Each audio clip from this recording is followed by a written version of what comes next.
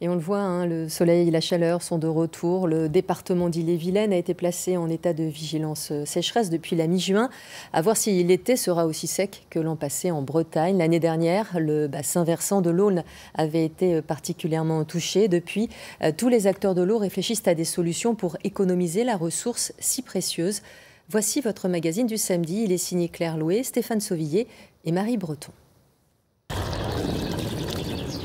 C'est de l'eau qui ne coûte pas cher, qui n'a pas besoin d'être potable, puisque c'est pour des plantes. Moi j'ai une serre et un jardin, oui, c'est plusieurs milliers de litres d'eau qu'on économise comme ça en stockant l'eau de pluie. Oui. Les nappes phréatiques sont à des dates de plus en plus tôt dans la saison, commencent à baisser, donc il faut vraiment qu'on fasse quelque chose pour essayer de maintenir cette ressource en eau, quoi. En eau potable surtout. Ancien agriculteur, Joël Le Guiriec a rejoint le réseau des citoyens du climat et il se mouille pour économiser l'eau. Dans sa maison de Rosnowen, il a installé des toilettes sèches, 14 000 litres en moins en un an, un tiers de sa consommation. Dans la cuisine, il a posé un mousseur d'eau sur le robinet de l'évier, un accessoire qui mélange l'eau à l'air et réduit la facture d'eau de 30% environ. On dit qu'il faudra s'adapter à plus de degrés, qu'il faudra s'adapter au manque d'eau, mais les petits gestes, c'est maintenant qu'il faut les commencer, quoi, en fait. La rivière de l'Aulne alimente en eau potable un tiers des Finistériens, de la presqu'île de Crozon à Fouesnant. À Châteaulin, les usines de production pompent directement l'eau du canal avec de gros besoins l'été.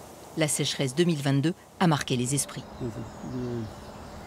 Qui aurait imaginé que l'eau du robinet puisse s'arrêter comme ça? C'est comme l'électricité.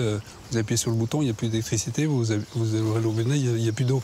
C'est des situations qu'on n'aurait jamais imaginé connaître. Et c'est quand même arrivé. L'épisode a souligné la fragilité du système. Les récents travaux de modernisation menés sur les usines ont sécurisé la qualité, mais l'approvisionnement reste dépendant de la météo. Pour l'instant, ce n'est pas encore un problème, mais on est vigilant. On voit bien que ça fait plus d'un mois là qu'il ne pleut plus, où on a eu quelques pluies anecdotiques. On n'est pas encore en alerte, mais on voit que ça peut aller très vite aussi. Ouais. 70% de l'eau potable du bassin versant de l'Aulne provient des rivières et des retenues, 30% des nappes souterraines. À Brénilis, dans les Monts d'Arrée, le réservoir Saint-Michel est stratégique. C'est bien remonté. Ouais, c'est bien remonté là. Dès le mois de mars, EDF, qui a la concession du lac via une de ses filiales, a l'obligation d'en assurer progressivement le remplissage pour l'été. Le réservoir, il a une double fonction. À la fois, bien sûr, produire de l'énergie hydroélectrique, donc c'est la première des énergies renouvelables, mais aussi soutenir les débits de l'Aulne au travers d'une convention qu'on a signée il y a plus de 10 ans avec les PAGA pour soutenir et délivrer près de 10 millions de mètres cubes pendant tout l'été à des fins d'alimentation essentiellement d'eau potable.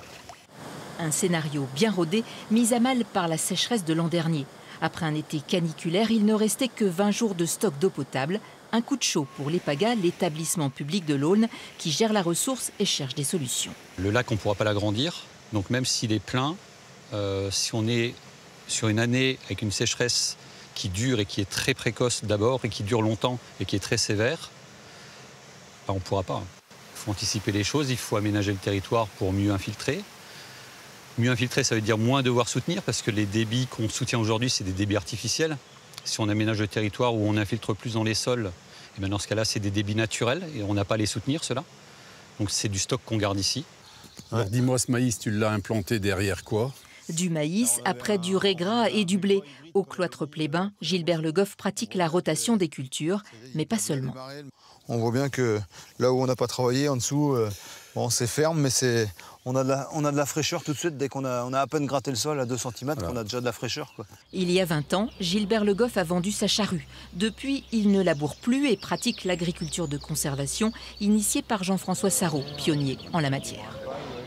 Le fait de ne pas travailler le sol, on n'a pas d'évaporation du sol et on conserve le stock d'eau dans le sol et on évite la fuite de la matière organique. On considère que la matière organique a capacité à stocker entre 5 et 10 fois son poids d'eau. L'avantage de ne plus travailler, de ne plus perturber le milieu, sauf de façon chirurgicale comme le fait Gilbert, c'est qu'en fait on garde l'intégralité du système vivant. Aucune irrigation sur la ferme. Comme une éponge, la terre absorbe les excès d'eau et les restitue quand il fait chaud. Les résidus de culture et les galeries des vers de terre limitent le ruissellement et facilitent l'infiltration. Si l'eau s'infiltre, elle nourrit la nappe. Elle nourrit la nappe, tout à fait. Elle gonfle la nappe. Ouais. Elle ne va pas directement à l'exutoire. au ruisseau et elle reste stockée, disponible pour les plantes ou pour les personnes. Ces pratiques agricoles vertueuses sont marginales. Elles pourraient pourtant améliorer les débits des affluents de l'Aulne, bien plus fragiles que le fleuve principal. De l'eau dans l'Aulne, il y en a, même si ici, il n'y a rien. Et c'est toute la difficulté de la gestion. C'est soit on s'intéresse à ce qui se passe sur l'Aulne pour gérer tout autour, c'est ce qui est fait actuellement, soit on s'intéresse aux petits cours d'eau, et à ce moment-là, il faut prendre des mesures beaucoup plus tôt, parce que eux n'ont pas un gros barrage au-dessus. L'Aulne, c'est une rivière canalisée, et donc, elle monte très vite en température. Donc, où est-ce que vont les poissons quand il fait chaud dans l'Aulne? Alors, il y a ceux qui sont habitués aux eaux calmes et qui supportent 25 degrés, donc ils y restent. Les autres, ils remontent les petits cours d'eau. Là, on commence à avoir un déséquilibre complet de l'espèce. En haut, parce que les poissons sont morts le ventre à l'air. En bas, parce que tout le monde se trouve, c'est le dernier endroit où il fait frais. Tirant les leçons de la sécheresse, les acteurs de l'eau réfléchissent à de nouveaux outils de mesure et d'aide à la décision pour préserver le milieu et l'eau potable.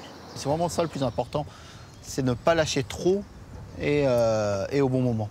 L'année dernière, quand on lâchait 100 000 m3 jour, c'était important. Si on pouvait, à certains moments, économiser 20-30% d'eau, on aurait vraiment été intéressé. On était quand même à quelques jours de la rupture l'été dernier.